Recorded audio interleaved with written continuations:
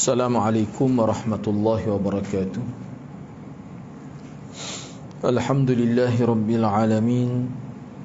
Wassalatu wassalamu ala ashrafil anbiya'i wal mursalin.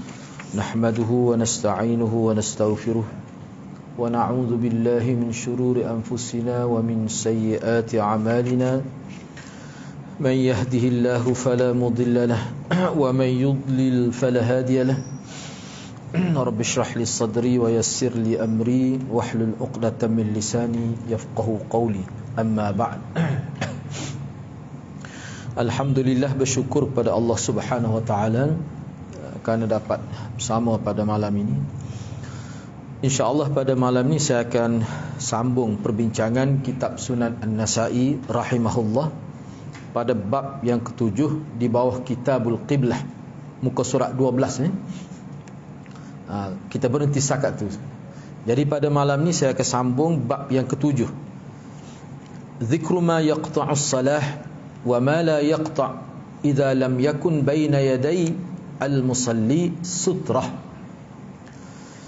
Perkara yang memutuskan salat dan perkara yang tidak memutuskan salat apabila tidak ada sutrah di hadapan musalli.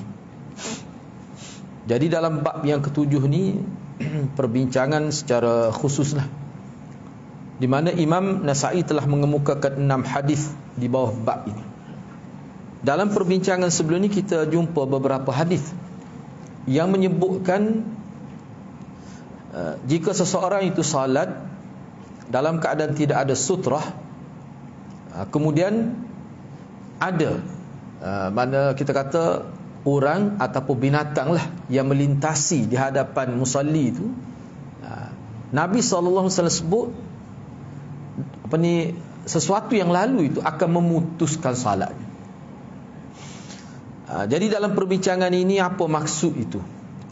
Poin yang paling utama daripada tajuk dan hadis yang dikemukakan adalah dari sudut putus salat itu apa maksud? Batalkah? Kurang pahalakah? Ataupun bagaimana?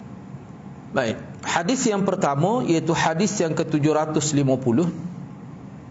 Wa bi qala akhbarana Amr bin Ali qala anba'ana Yazid qala hadatsana Yunus an Humaid bin Hilal ana Abdullah bin Samit an Abi Dharr qala qala Rasulullah sallallahu alaihi wasallam idza kana ahadukum qa'iman yusalli فإنه يستره إذا كان بين يديه مثل آخرة الرحل فإن لم يكن بين يديه مثل آخرة الرحل فإنه يقطع صلاته المرأة والحمار والكلب الأسود قلت ما بال الأسود من الأصفر من الأحمر فقال سألت رسول الله صلى الله عليه وسلم كما سألتني فقال الكلب الأسود شيطان الكلب الأسود شيطان. Imam Nasa'i dengan sanad telah meriwayatkan hadis ini daripada Abi Dharr. Beliau telah berkata, Rasulullah sallallahu alaihi wasallam telah bersabda, apabila seseorang kamu berdiri hendak mendirikan salat, maka sutrah di hadapannya adalah objek seumpama pelana unta. Akhiratul rahl ni seperti yang saya sebut sebelum ni lah, dia pelana unta tu dia ada tempat menyandar dia. Sekadar kita kata kaki untuk menampung dia punya bahagian belakang pinggang itu, supaya tidak sakit, jadi selesa lah sikit. Sebab pergerakan unta kan dia bergerak tu, kalau kita tengok tu, jadi kalau ada dia punya, kalau bahasa Kelantan kita tempat nyandar lah, tempat nak tahan. Sebab kita kalau bawa kereta kan tak, kadang-kadang kita beli dia berbeza-beza. Jadi dalam hadis ini Nabi sebut kalau ada hak tu pun tak apa dah, sudah boleh menjadi sutrah dah. Oleh itu kata Nabi lagi, jika tidak ada antaranya dan sutrah objek seumpama itu, maka wanita, himar dan anjing hitam yang melintasi hadapannya akan memutuskan salatnya. Saya berkata, saya di sini siapa? Abdullah bin As-Samit. Abdullah bin As-Samit. Dia ni anak saudara Abu Zar ni. Jadi saya berkata, yang ini Abdullah bin Samit lah, apa beza ni antara anjing hitam, anjing kuning, anjing merah? Apa beza? Apa beza? Jadi saya telah bertanya, ini untuk merungkai persoalan ini, saya telah bertanya, Abu Zar katalah, dia kata, saya telah bertanya Rasulullah sallallahu alaihi wasallam seperti soalan yang engkau ajukan kepada saya. Sebenarnya soalan mu tanya aku tu, ni anak dara dia lah ni, Abdullah bin As-Samit ni. Dia kata, sebenarnya soalan yang kau tanya aku tu, aku pun pernah tanya Rasulullah. Baginda sallallahu alaihi wasallam menjawab, anjing hitam adalah syaitan. Berat juga tu. Baik, tak apalah. Perbincangan dan pedoman hadis. Jadi hadis ni termasuk hadis muskil lah ni. Sebab tu apa ni kita kata Abdullah bin As-Samit, bahkan Abu Zar dia kata, apa beza warna tu? Sama-sama anjing gitu. Sebab kalau kita tengok anjing hitam ni pun comel. Kena hak maha bulu lebat tu, hak makan hak maha para tuan dia makan tu dah. Comel. Baik. Tak apalah, lepas ni kita tengok sahabat teror anjing. Dia sebut selepas ni. Jadi apa cuba tengok perbincangan dan pedoman hadis. Yang pertama, hadis Abu Zar adalah sahih. Ini sahih. Dan ia diriwayatkan oleh Imam Muslim dalam sahihnya. Mana dalam sahih Muslim ada hadis. Yang kedua, apakah maksud memutuskan salat jika tidak ada sutrah? Jadi putus salat atau apa maksud? Walaupun sebelum ni saya telah sebut secara ringkaslah. Baik. Ulama berbeza pandangan dalam masalah ini. Ada yang berpendapat membatalkan salat, ada yang berpendapat mengurangkan kualiti salat. Itu asasnya. Baik, kalangan yang berpendapat batal. Ini saya kemukakan berdasar kepada maklumat dalam syarah-syarah hadis lah. Sebahagian sahabat, misalnya Abu Hurairah, Anas bin Malik, Ibnu Abbas dan Abu Zar sendiri, dia kata memang batal. Mana kita pakai zahir hadis ini. Ada riwayat yang menyebutkan Ibnu Umar menyatakan hanya anjing yang membatal. Sini tertinggal tu. Ada riwayat yang menyatakan Ibnu Umar berpendapat tu sebenar tu. Hanya anjing yang membatalkan salat. Wanita seperti yang disebut tu tidak. Himar atau tidak, anjing saja. Ini ada disebut begitu.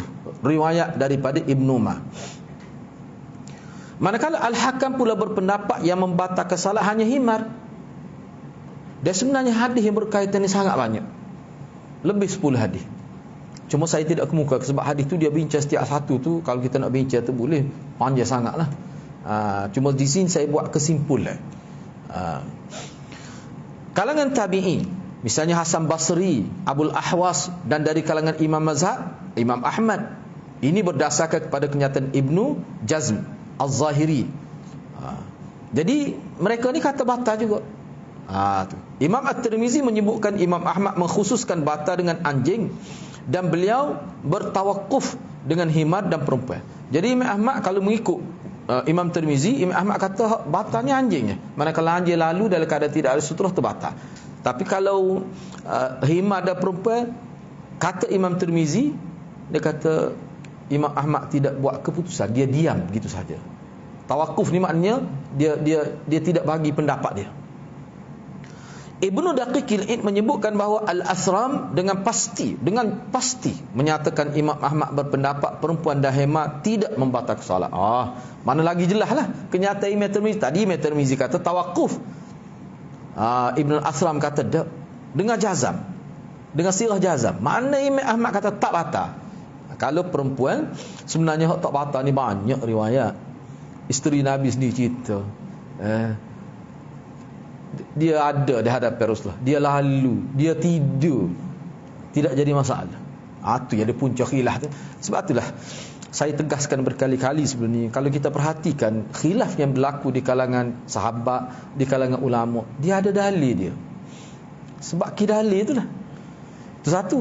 Ataupun kerana pemahaman dalil itu berbeza, maka berlakulah. Asasnya ada dalil, daripada dalil itulah berlaku khilaf. Misalnya dalam lekih ni banyak hadis, tapi hadis itu ada yang dhaif, ada yang hasan, pelbagai status hadis itu. Ahlul Zahir berpendapat ketiga-tiga perkara yang disebutkan oleh Nabi sallallahu alaihi wasallam dalam hadis secara mutlak membatalkan salat. Kalau ahlu zahir, dia kata memang batal. Kita pakai zahir hadis. Batal apa sebab batal tu? Tu kita tak tahu. Tapi dah hadis tu sahih. Sebab hadis Abu Zar ni sahih. Ini sahih ni. Baik, tak apalah. Baik, kalangan yang berpendapat tidak batal. Ni. Ini adalah pendapat Imam Malik dan Imam Asy-Syafi'i rahimahumullah. Imam Malik dan anak murid dia Imam Syafi'i kata tak batal. Imam An-Nawawi telah menjelaskan bahawa jumhur ulama dari kalangan salaf dan khalaf berpendapat tidak membatalkan salat apa saja yang melintasi itu, melintasi musalli. Ni dalam keadaan tidak ada sutrah maksudnya. Dan kita kena faham lah ni, lalu dekat dengan orang salat tu antara qiyam dia, maqam tempat berdiri dia, itu maqam ni asal mana tempat berdiri dalam bahasa Arab. Maqam dengan tempat sujud dia, antara tu. Kan kita bincang dah, sutrah ni diletak lebih kurang sejengkal daripada tempat sujud itu. Bahkan setengah ulama kata tidak ada ketentuan, maknanya kita sujud tu dalam keadaan selesa. Di hadapan itulah ada sutrah. Hakis ni tidak ada sutrah. Kalau ada sutrah tu tak ada khilaf, tak batal lah. Ni isunya tak ada sutrah. Jadi kalau mengikut Imam Malik, Imam Asy-Syafi'i, dia kata tak batal. Bahkan Imam Nawawi sebut jumhur ulama daripada salaf dulu sampai kepada kemudian ni, dia kata tak batal. Apa sahaja yang melintasi musalli, maknanya ada sutrah lah. Maknanya kalau tak ada sutrah pun tak batal. Mengikut pokok dia ni. Boleh kita baca dulu. Mereka menakwilkan, saya pun tak tahu moga bahasa Arab ni, menakwilkan, mentakwilkan.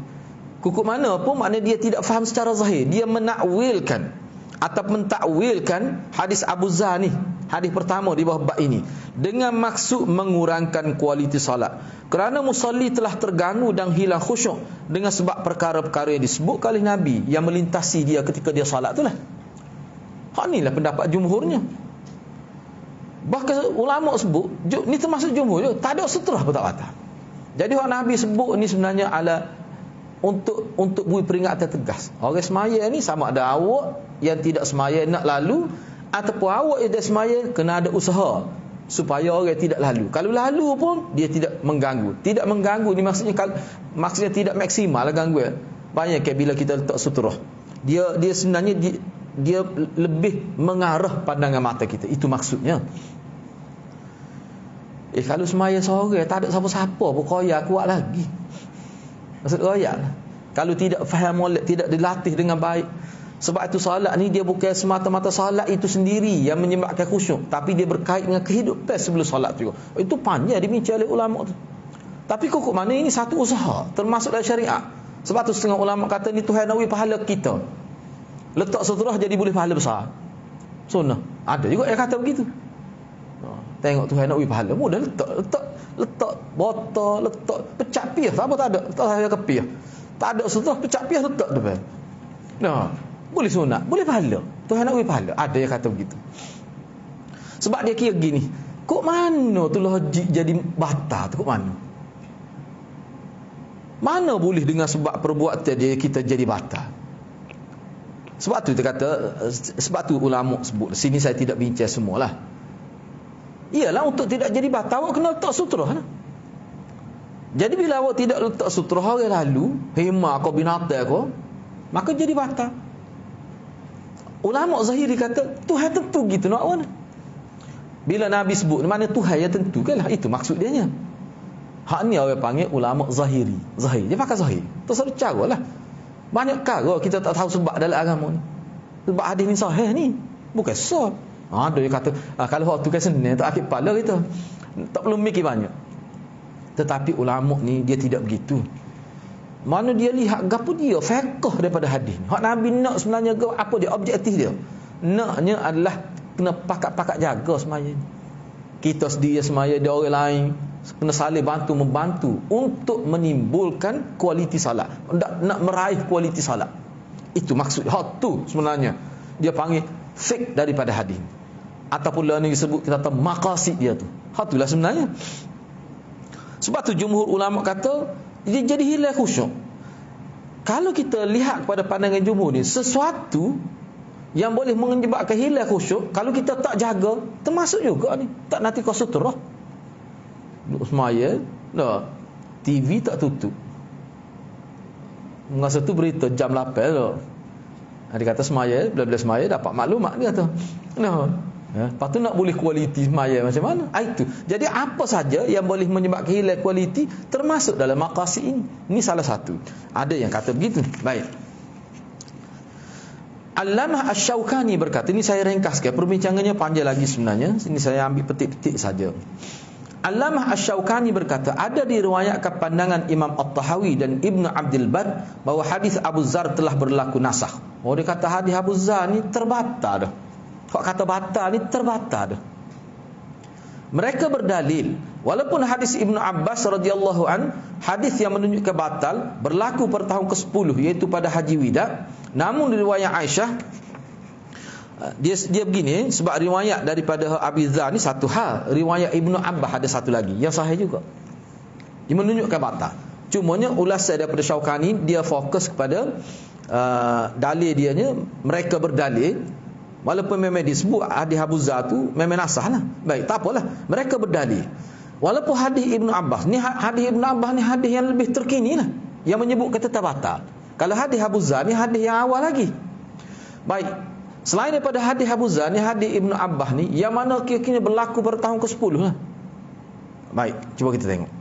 Mereka berdalil walaupun hadis Ibnu Abbas radhiyallahu an, iaitu hadis yang menunjukkan batal, berlaku pada tahun ke-10 iaitu pada Haji Wida, namun riwayat Aisyah dan Ummu Salamah juga berlaku pada tahun akhir kehidupan Rasulullah sallallahu alaihi wasallam. Bahkan hadis mereka berdua berkait dengan salat malam Nabi sallallahu alaihi wasallam.